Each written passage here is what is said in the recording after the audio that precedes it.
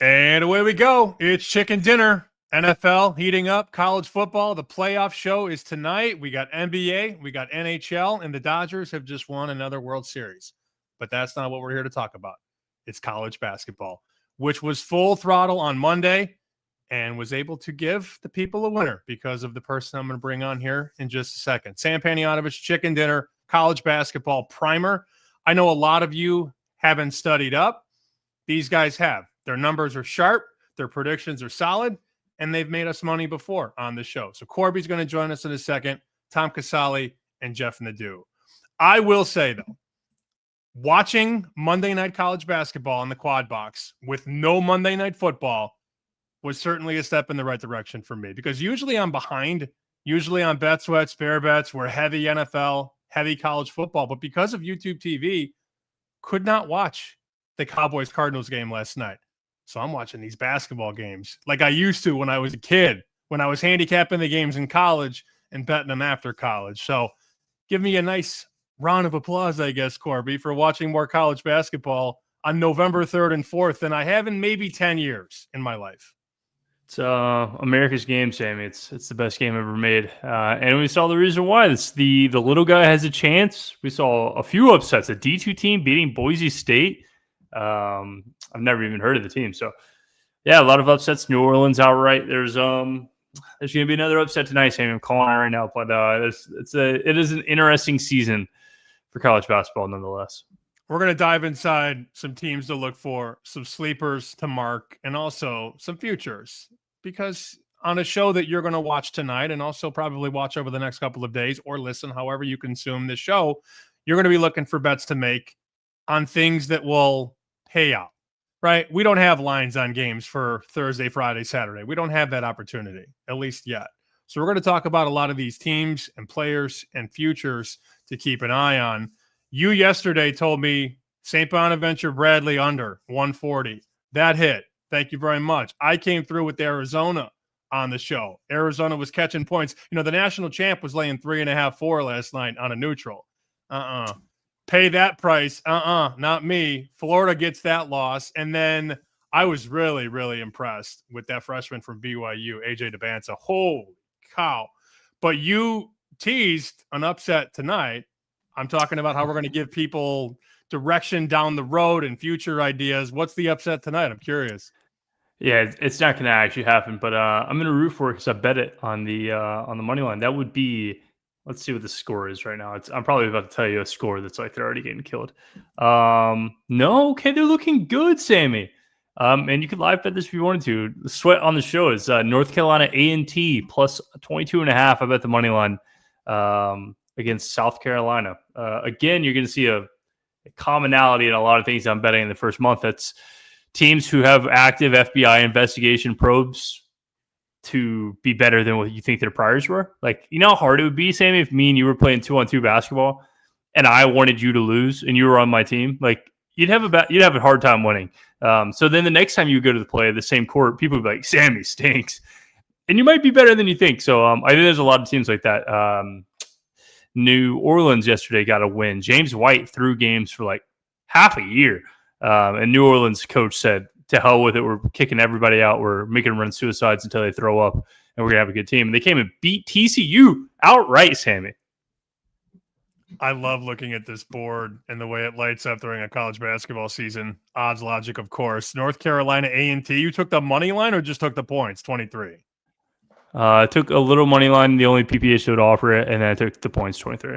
Okay, well, good start, but it's early. Only 8 minutes into this game between 6:07 North Carolina A&T and 6:08 South Carolina. All right, I see that our guests are in the green room, ready to rock, ready to roll. So let me buzz this out and bring in Tom Casale and Jeff Nadu. I feel like we did this show for the first time, the four of us, a few years ago, and we all ended up on Houston first half of the NCAA tournament. So let's keep that mojo flowing. Tom, Jeff, good evening. How are we? Good. Great. How are you guys? We're looking for winners, man. We always are. Jeff, I hear you're a big DeBanza guy. I didn't know you were that big on AJ DeBanza. I mean, obviously he's a top 3 pick, but you've been on him for a while, Corbie says. Yeah, I love him. I think he's to be honest, he was the third person over the last 15 years I gasped at when I saw his tape. It was the other two were Andrew Wiggins and Cooper Flagg. Yeah, I think DeBonce is terrific. I really love him. I think he's great. Ivan Wooden Award, very high on him. But I'll tell you what, right now I'm very high on Koa Pete as well. I was thinking that would be a team. I took him 40-1. I was very high on that, and I didn't think we would see what we saw last night from him. But yeah, this freshman group's really good. Tom, you usually make future bets after March Madness. You're usually poking the bear after the tournament and stacking some stuff through the summer into the fall. I'm curious, what are the bets you've made so far, and what are the bets you think you're going to make in the next 7 to 10 days on the future side? Yeah, I think it's tougher now.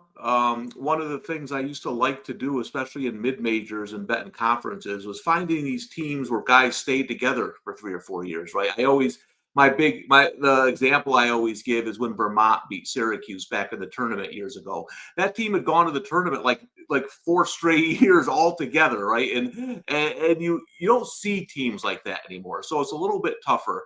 I just thought the number for Alabama at 35-1. That's not like my top rated team in college basketball, but you're looking for a team where talent, and maybe they'll be there at the end. I mean, we're months away from March Madness. So I took a shot at them at 35-1.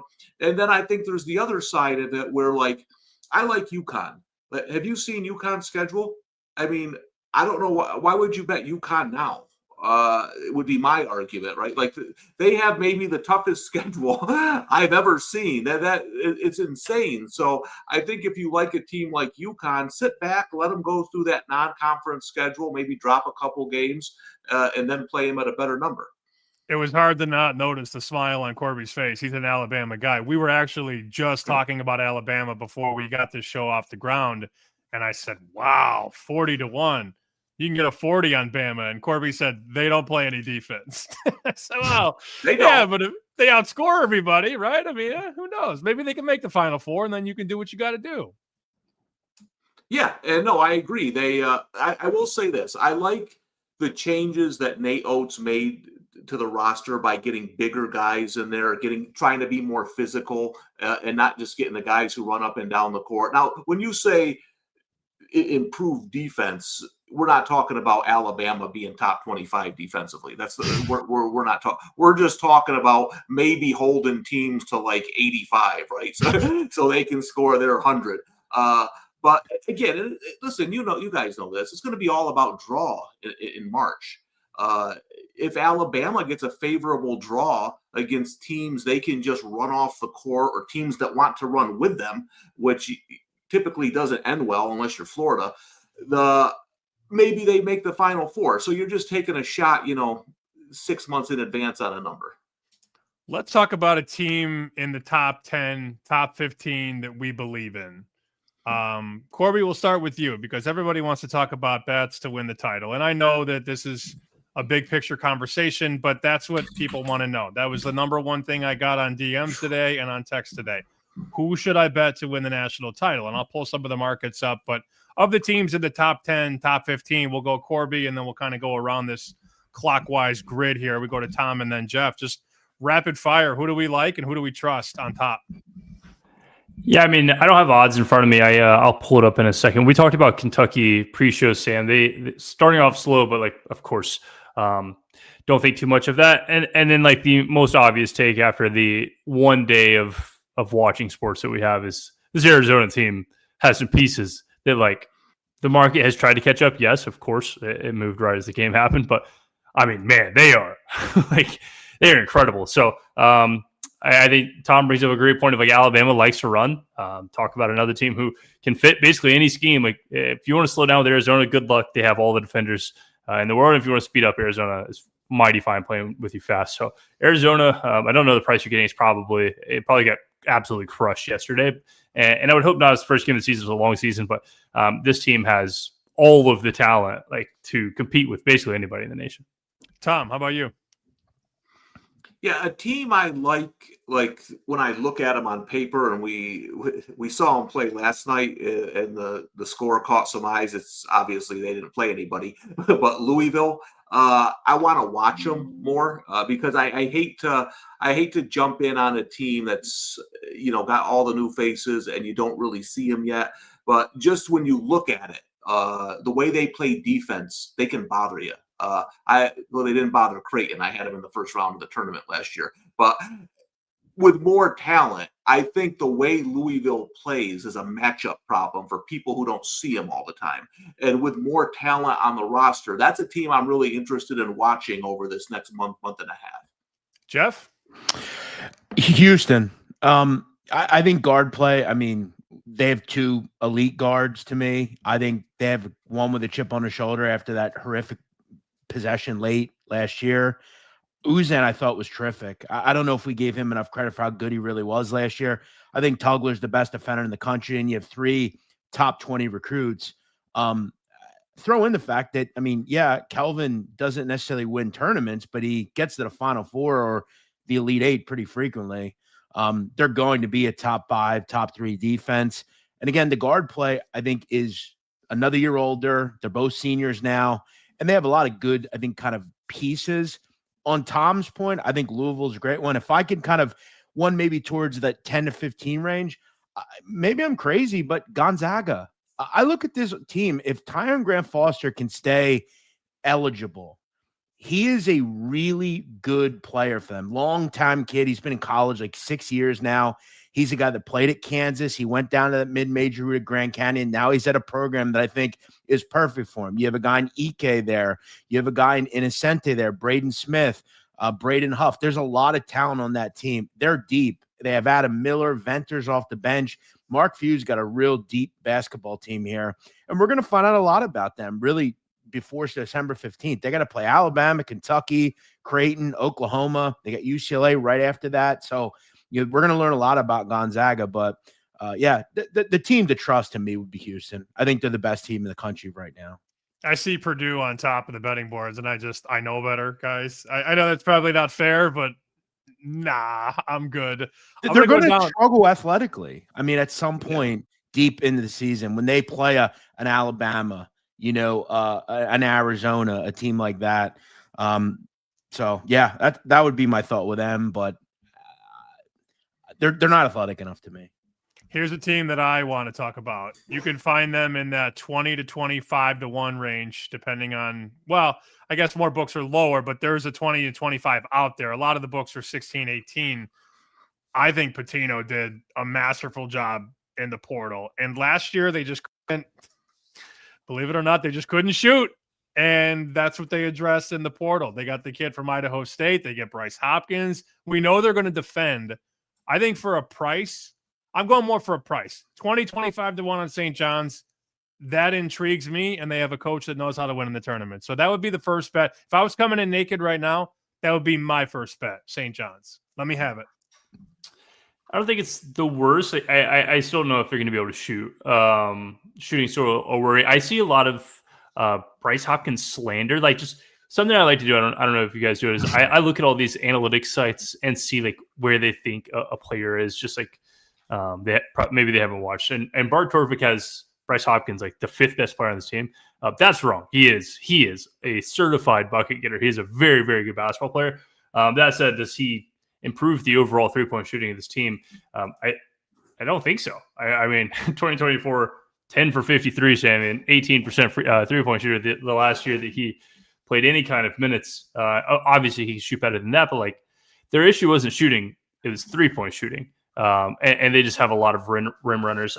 I referenced Arizona, and I'm looking at DraftKings line at 30 to 1, and I just imagine like, okay, if St. John's played Arizona, what do I make that number? I think Arizona is more talented in basically every metric. Pitino, the better coach, but that's your competition. 16 to 1 versus 30 to 1. I would put St. John's closer to Arizona's range than I would say Arizona's the lesser of the two teams there. I mean, think about this. I mean, Bryce James is on their bench. He didn't play a minute last night. I mean, I'm not saying he's the most elite prospect in the world, but that's the kind of players that are not playing on this team, right? They have talent all over the place. Sammy, NC State, I want to go off what Tom said. I think Louisville's a great one.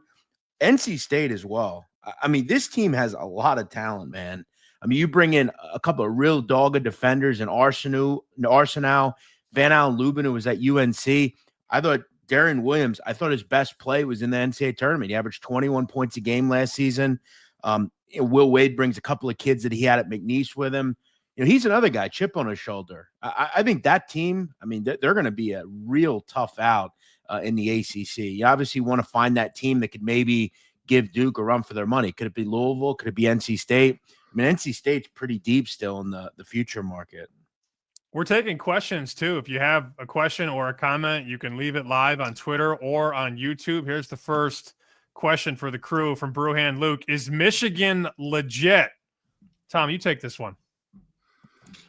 Yeah, I guess it depends what you think about legit. Like, are they going to compete for the Big Ten title? I think so. I don't know if I would bet them to win it all. I still think, and I think you guys made good points, like about Purdue. When you look at the Big Ten, listen, Houston should be the favorite, and that's it. Like Purdue and Houston being tied, I'm looking at that's ridiculous. Houston's the best team in the country, like Jeff said. If somebody came and put a gun to my head right now and said you got to pick one team, who is it? I'm not looking at 35. I'm taking Houston. So I do think when you look at some of these Big Ten teams, they're just overvalued in the market. Like Michigan's 16, 17-1. No, thank you. I mean, they're going to lose a few Big Ten games. If you want to bet Michigan, wait. You probably get them around 35, 40-1 at some point. Yeah, and Houston's going to have a pretty easy regular season schedule. We know they're going to have like 5 losses or less going into the tournament, so that price is never going to go down. And I think the path is so much easier. Here's the Big Ten odds, Jeff. I'm just sharing DraftKings randomly of all the books. Purdue 2-1. This regular season conference winner. Purdue, Michigan 4-1. There's my Fighting Serbians of Illinois. They got every Serbian in the country right now playing in Illinois, which as a Serbian I love. UCLA 7, Ohio State 12, Michigan State 16, Wisconsin 25. I can probably stop there, Jeff, but that's the landscape right now in the Big Ten. Yeah, I agree with Tom heartily. I don't know that I understand the love affair with Michigan. Look, I think they're talented. I like Landenborg a lot. I mean, have they stabilized the point guard? I mean, this team was downright atrocious last year from a turnover standpoint. 324 in turnover percentage. I mean, Ellie Cadeau is not exactly a maestro either. So I'm not sure if they've totally stabilized that position. Look, I like what they have. I still think, I would still much rather have UCLA. You mentioned Illinois. I also, look, I know it's only one game, but there were 2 things last night about the Big Ten that I didn't quite understand. What the hell happened to Ohio State and Michigan defensively? I mean, you allow IU Indy to score 102 points? Give me a break. Was not great. Yeah, that final score was Ohio State was like 118 and the other school cracked 100, right? If you would have told me that I laid the number on Ohio State and they scored 118, they out-rebounded about like 20. They shot 53 free throws. I would have thought they won by 50, 118-60 or something. They won by Sammy, as you can hear by the tonality of Nadu, he and I both had Ohio State. I also had the minus 30. He witness protection, the guy. He's like, I don't know, whoever took it. Like minus 30. Hey, minus 30. When you look at all that, it's shocking. Yeah. My buddy who went to Illinois, we all went to Illinois, and he goes, lay it tonight. But he's a lay it tonight guy every time Illinois plays. So I looked at the number, it was 29. I only made a couple bets yesterday because I'm not trying to get too crazy. And he just says, lay it. He said, we're good. And I'm like, all right, yeah, you always say that. And then at halftime, it's 60-27. They end up winning by like I'm going to say one thing to bettors out there. Okay, you could do this early in season. I'm sure Tom knows this, Corbie knows this, you know this. Bet against SWAC teams in the second half. They just are dreadful in the second half. They get blown the hell out. You look at last night, Jackson State, Pine Bluff, Southern, Mississippi Valley. They just didn't even come out in the second half. Yeah, that was a nice game. I flipped it on. I saw 60-27 at half. They're laying 28-29, and then they turned it into overdrive in half number 2. Let's see. What do we think about Texas Tech out of the Big 12? This is from Bobo. Anybody can take it.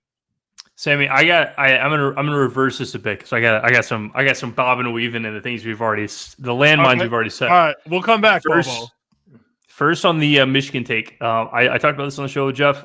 I don't think people understand. Jackson Lindenborg has a much worse lower back. It is like a historically bad problem, and it doesn't get talked about now. He's in Michigan. Like he quite literally like wasn't able to practice in the spring at UAB. Like he has like an actual issue. So if you're banking on your best player fundamentally being Jackson Lindenborg, it worries me. Do they have the other pieces? Sure, but I think that this just gets undersold all of it. I don't see anything about his back. He has a natural, very bad back. So would watch out for that.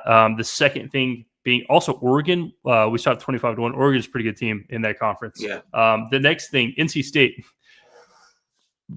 We're not going to like give out Fridays like bets. There's not a number, but Friday NC State's going to play UAB. That game's going to get really ugly. My boys, it's not going to look good, Sam. 2 more things. I'll make them quick. We talk about SWAC teams. The funniest tweet I've seen of the year, I retweeted it. Mississippi Valley State just got crushed by UAB. They said Mississippi Valley State 55, UAB ran it up a little, and that's my favorite tweet I've seen. And then the last thing, if you want to just be a psychopath sitting in front of a computer screen waiting on openers, IU Indy is going to play again on Thursday, Friday, one of the two. That opener, I can almost guarantee you, will move greater than 10 points to a spread. They're not going to be able to make the number big enough. It might move 15 points. It might be the biggest open to close number we've ever seen move.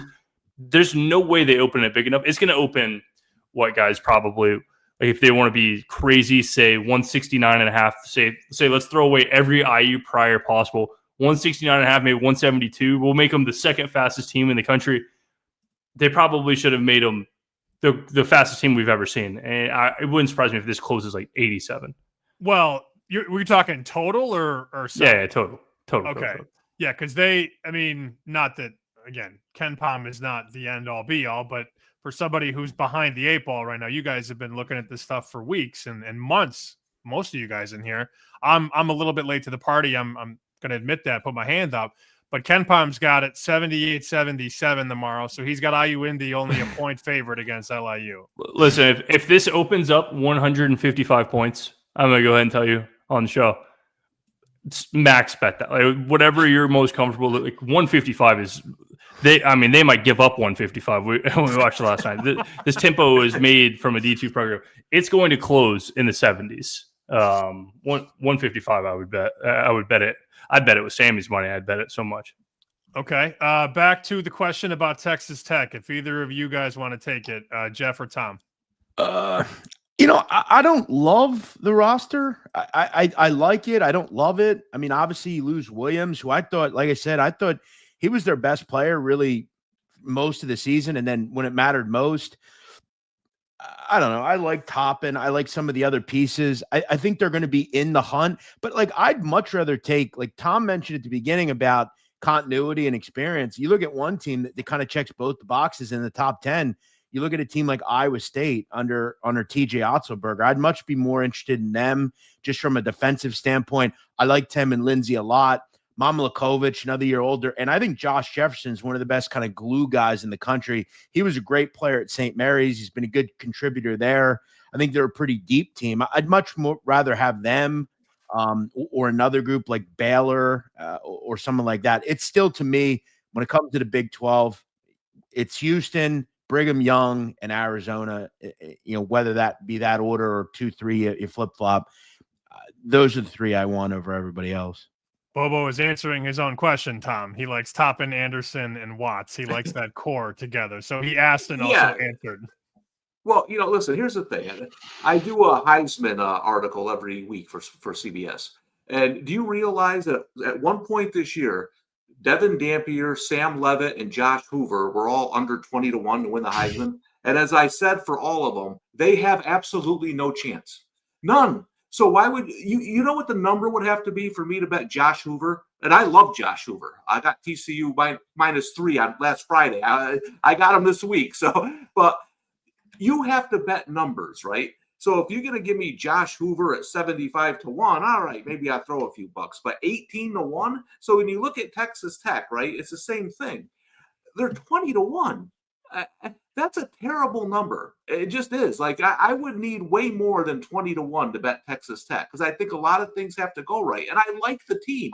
I think they're a good team.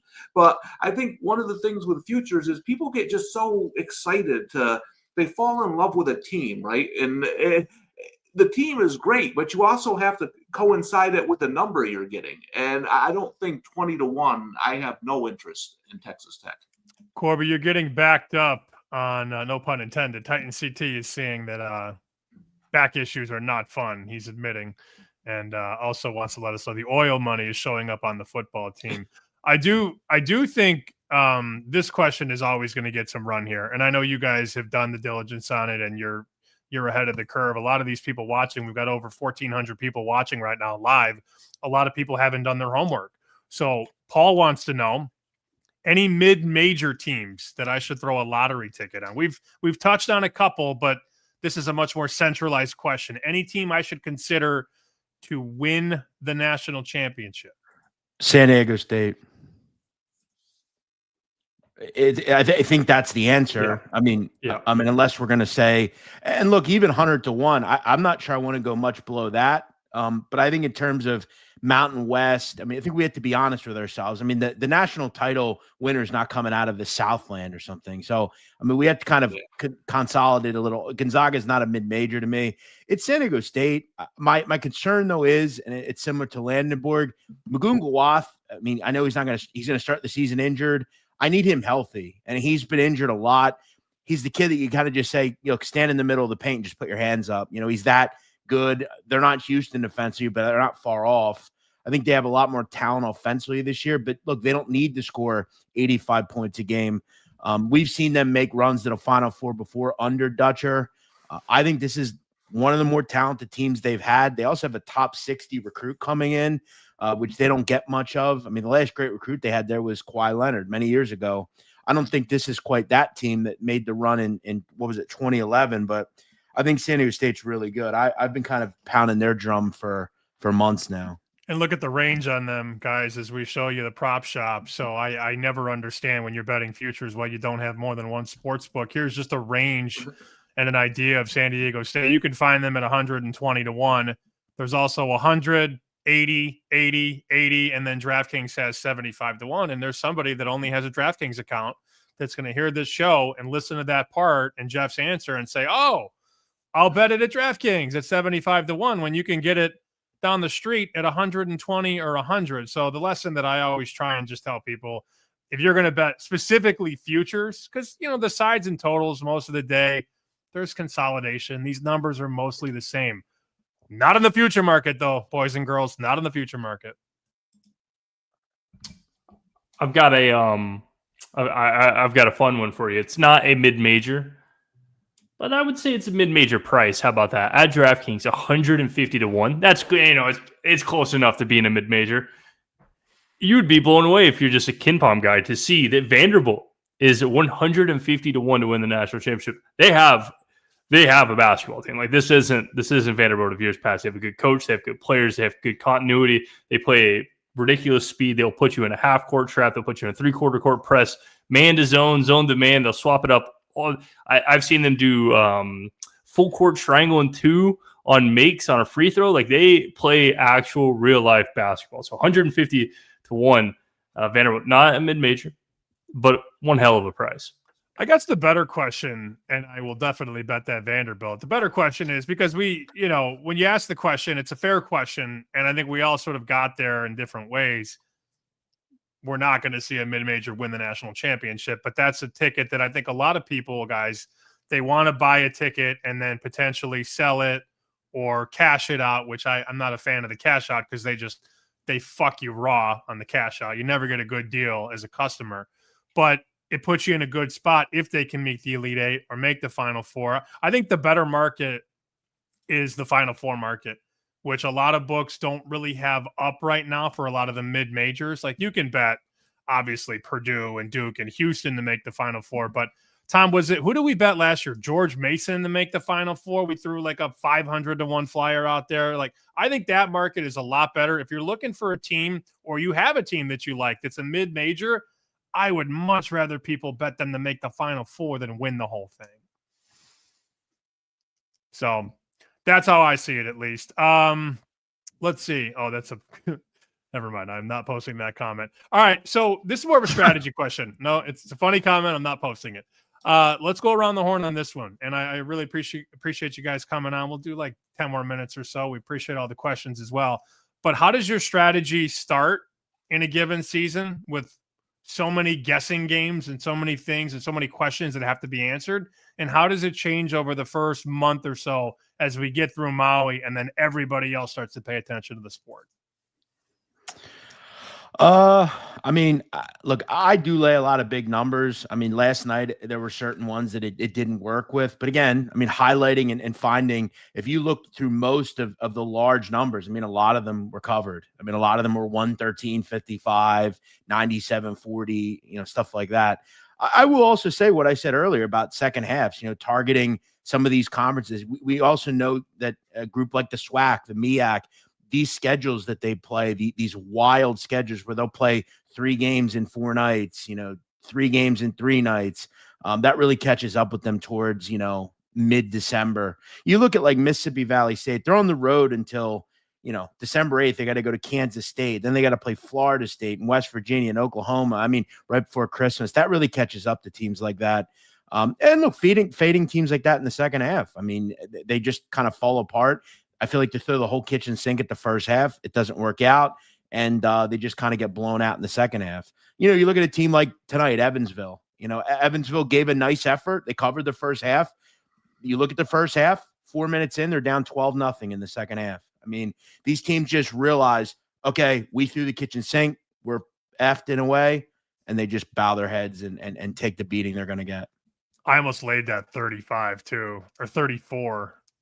Did not get there. Purdue is up 53-22. I played Evansville plus 20.5 in the first half. I bet Purdue minus 14 in the second half. I like these little double up spots. They come across and they a lot of the time win.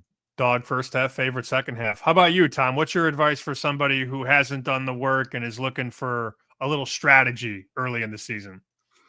Yeah, so I don't think I've ever used the words retooled and restructured as much as I have in the last 2 years talking about college sports rosters, right? Like all these mid-major teams are retooled their roster, everyone almost, because you either graduating or they're picking your good players. If you have a bunch of players returning, you probably stink and nobody wants them. So I think it depends on what is the roster. Like, I took George Mason, you just mentioned, against Wofford last night, and they both have new players.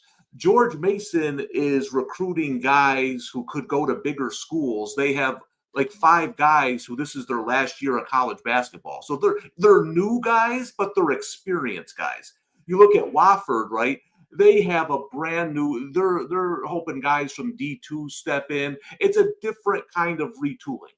So I think that's one of the things I'm looking at. And I think Jeff makes an excellent point of, these are college kids, right? And you don't know if Kentucky is going to show up in the first 10 minutes of that game with the intensity. Sometimes they need to get kicked in the mouth a little bit. And the smaller teams are going to come with everything they have because this is their Super Bowl. So I think it creates a lot of second half opportunities that Jeff has alluded to a couple of times. And I know everybody, your casual bettor just likes to bet the game, but I think these first 6 to 8 weeks, you get a lot of good second half opportunities. And we also know at halftime, they make adjustments.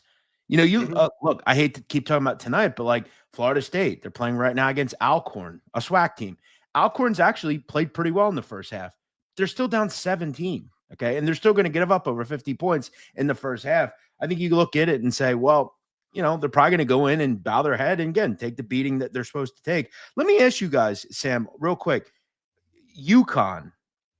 Are we forgetting just about UConn? Just as Yeah, I bet them in the market. I thought 14-1 was fair. I mean, they're at 17-1 now. I feel like we've kind of just forgotten about Danny Hurley a little bit. That's a really good roster there. I've not forgotten about them. I also expect them to come roaring back this year after what happened last year. And when you win the national championship 2 years in a row and lose 6 players to the NBA or whatever in a 2-year window, you just at this level with the money floating around and all these teams now having the bag to pay kids, it's just hard to sustain that success at a championship level every single year for a lot of these teams. But I texted my buddy Rick the other day and I said, who's the team to bet? And he said UConn.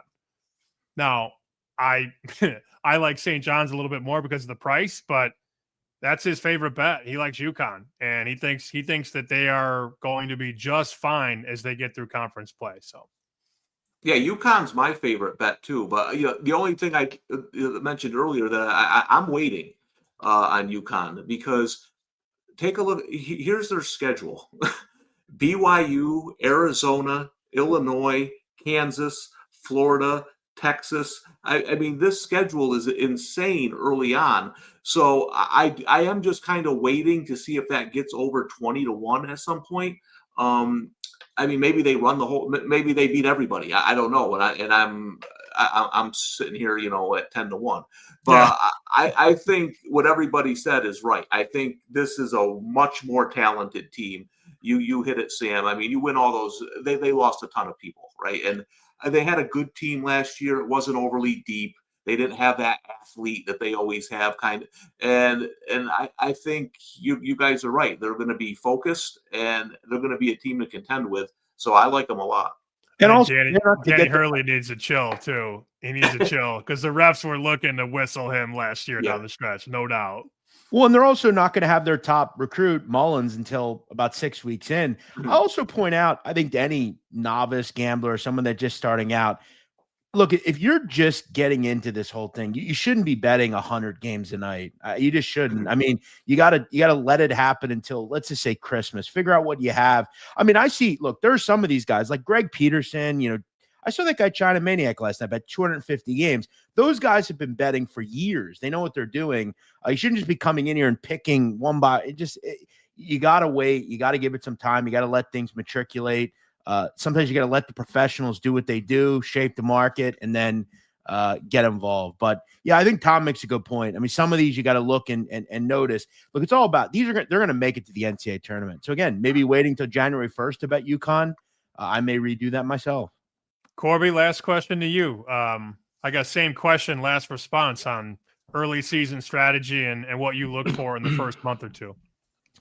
Yeah, mine will be a lot different than everybody else. 2 things. If you want to be a ball knowledge guy, my main thing is track portals. I think that it is still completely undervalued, the style of a point guard. So like if a point guard goes from a really fast school to a really slow school, his inherent speed is going to be faster than maybe the team wants to play, especially if they're going to be losing. Like let's say you bring Duke Miles from wherever down to a High Point fast team down to an Oklahoma team. Is he going to speed that team up? His inherent speed is fast because it's what he's learned, it's what he's recruited for, et cetera, et cetera. So I'm looking for fast guys that get brought to slow teams whose priors are going to be slow. That's if anybody knows me, I bet only totals, and that's my entire game. So outside of that, the thing that I would say that makes my opinion a little different is I would say don't be afraid to chase steam. Like, these markets aren't efficient. If you see something steaming and you can get near the same price, we're talking the closing line is bad by 4 points.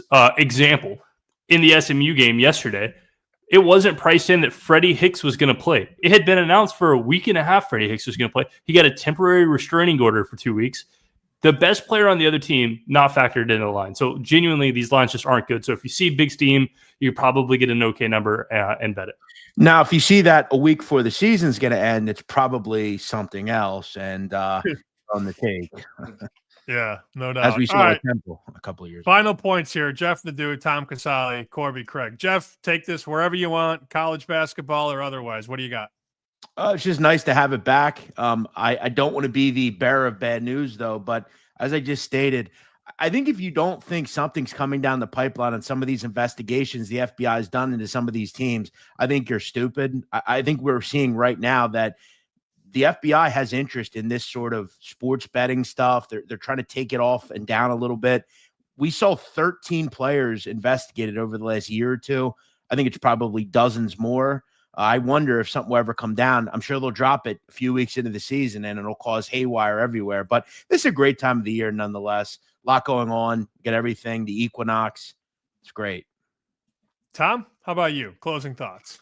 Well, the biggest takeaway I got from this show is that I have NC State circled Friday, and I know Corbie knows UAB like the back of his hand. And he just told me on this show that it's going to be a long night for UAB. So I can't wait to run to bet that one.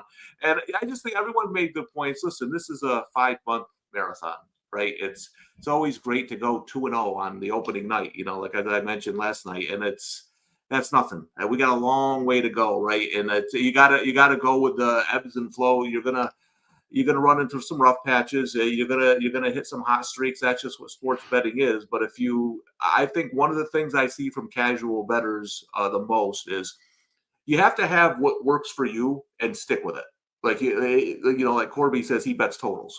That's what he does. That's what he sticks with. He's going to go with it. It works for him. And I think there's so much information overload out there that these people coming into this that are new at this, I can't even imagine how they win money anymore with all us loudmouths telling them how to bet. But I just find something that works for you, master that, and you'll be good in the long run. Can I just say one more thing, Sam, in terms of Tom? Tom was the only person that I had heard in media, as far as the betting media that we watch on these different shows. He was the only person that was screaming for Liam Zarka to start for Air Force. I was waiting. I saw these hacks starting at quarterback for Air Force. I thought, put this Zarka in. He was a crusher in high school. He ran track. I thought, let this guy cook. And look, the offense is great. Defense stinks. But, I mean, Zarka's the truth. Yeah, thanks. Yeah, now, if Zarka can figure out how to play corner, linebacker, and DN at the same time, we might have something with Air Force. Exactly. I also wrote down NC State full game first half and then 2H question mark for Friday. Corbie, bring it home. What do you got? Yeah, one of my good friends that works for the team was like, "Man, we are the least talented we've been in quite some time." That's all he said. And he's Mr. Optimism too, Sam. I mean, basically everybody on a team is. He's like, love this team, great team. We're not very talented, and I could kind of read through the bullets there. So a good win versus Mississippi Valley State was nice for what I assume is going to be a pretty bad price on Friday. That said, I'm about to live bet some second half Fordham spread -13. So enjoy that, and I'll be hopping off this. All right, everybody. You can follow at Corbie BO, at the Tom Casale, Casale, and at Jeff Nadu, Nadu. Gentlemen, thank you so much for making time. I know we're all busy, but we all find time to get together and chop it up about hoop. Take care. We'll see you next time. All right, guys.